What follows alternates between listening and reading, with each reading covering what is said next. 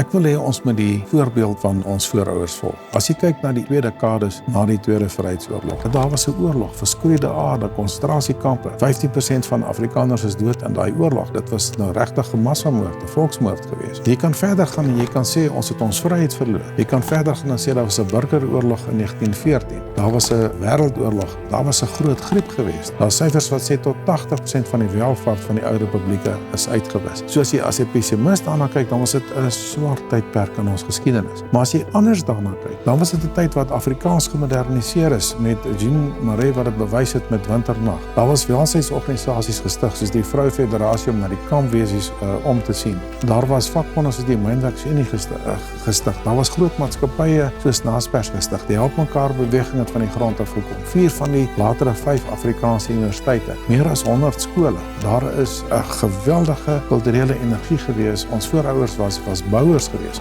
Vergelyk dit met die eerste 20 jaar nadat die ANC oorgevat het, waar daar bitter min gebeur het, terwyl ons eintlik in 'n baie beter posisie was. Opgeleide mense, daar was baie meer geld gewees, maar daar was nie die visie gewees, daai pioniersgees van ons voorouers nie.